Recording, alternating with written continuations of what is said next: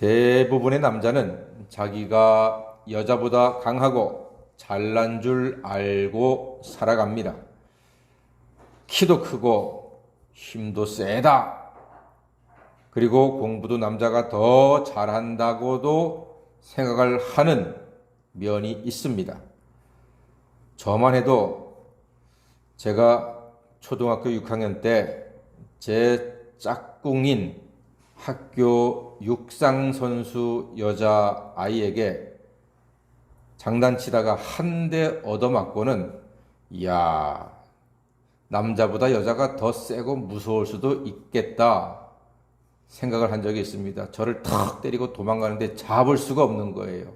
양만 바짝바짝 오르고 무서운 여자도 있더라고요. 그리고 중학교, 고등학교, 대학교를 거치면서 깨달은 것은 남자들이 그렇게 열심히 공부하고 일하고 돈 버는 것은 여자에게 잘 보이고 인정받고 싶어 하기 때문이다 하는 것도 알게 되었습니다. 사실 남자들이 그렇게 열심히 자기 개발을 위해서 일하고 돈도 벌고 권력을 가지려고 하는 것은 잘 보이고 싶은 여자가 있기 때문이라는 어떤 사람의 말도 수긍은 갑니다. 세상을 지배하는 것은 남자이지만 남자를 지배하는 것은 여자다. 그렇게 말하지 않습니까? 이것은 동서고금 변치 않는 사실이 아닌가 싶습니다.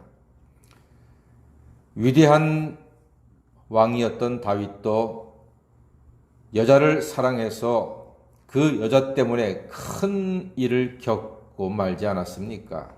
평생 씻을 수 없는 오명을 한 여인 때문에 갖게 되었던 다윗 왕이었습니다. 오늘 무시무시한 삼손도 결국은 여자 때문에 더 무시무시한 일을 겪게 되었습니다. 들릴라, 어둠의 여인이라고 하는 들릴라의 재촉과 조르는 말에 삼손이 견디기가 어려웠습니다. 그래서 16절 말씀 보니까요, 날마다 그 말로 그를 재촉하여 조르매 삼손의 마음이 번뇌하여 죽을 지경이라. 계속 졸라대니까 삼손이 죽을 지경이 된 거예요. 당신이 나를 사랑한다고 하면서 거짓말을 3번씩이나 하느냐? 당신이 나를 희롱하고 당신이 나를 우습게 여기는 거 아니냐 하면서 말해라, 당신의 힘이 어디에서 나오느냐? 졸라대는 거예요. 사랑하는 여자가 밤낮 없이 보채는 소리에 견뎌낼 남자가 있겠습니까? 그럴 남자 없습니다. 여자가 계속 보채면은요, 못 견딥니다.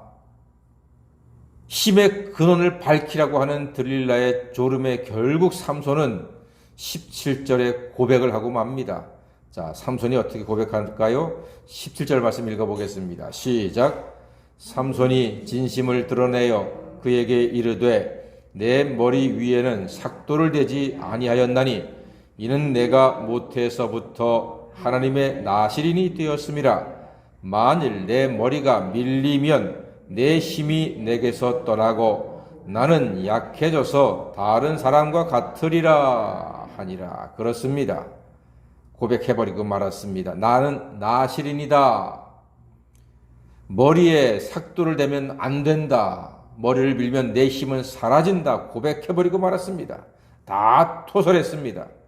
그 결과는 19절 마지막에 보니까 그의 힘이 없어졌더라. 그의 힘이 사라져버렸습니다. 이것은 단순히 힘이 없어진 것이 아니고요, 하나님께서 삼손을 떠나셨다는 뜻입니다. 육체의 정욕에 붙잡힌 삼손의 결말은 비참합니다.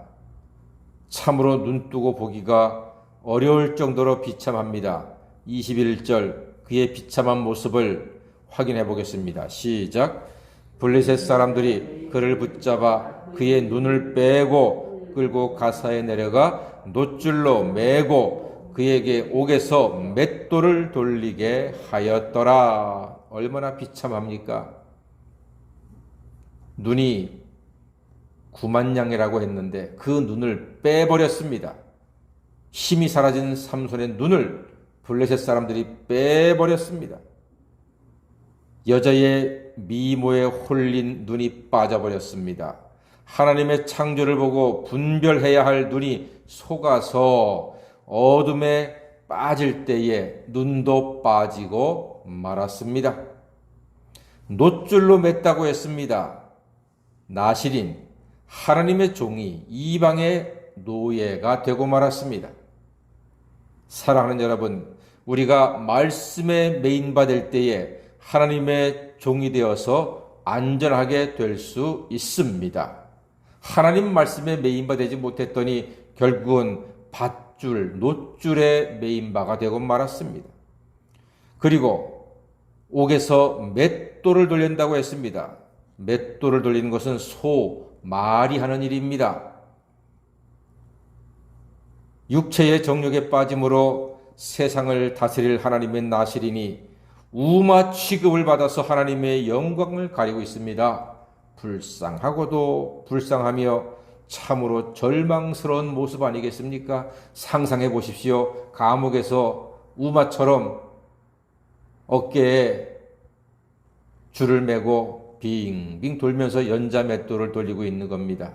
얼마나 한심하고 기가 막힐, 세상을 다스리고 호령해야 할 사람이 하나님 말씀에 붙잡힌 바 되지 못할 때에 노예가 되어서 우마처럼 맷돌을 돌리고 있습니다. 기가 막히고 참으로 속상할 이야기입니다. 그런데 여러분, 그 절망 속에 삼손에게 하나님은 한 가닥 소망을 비추십니다. 22절 소망의 말씀 다 같이 보겠습니다. 시작.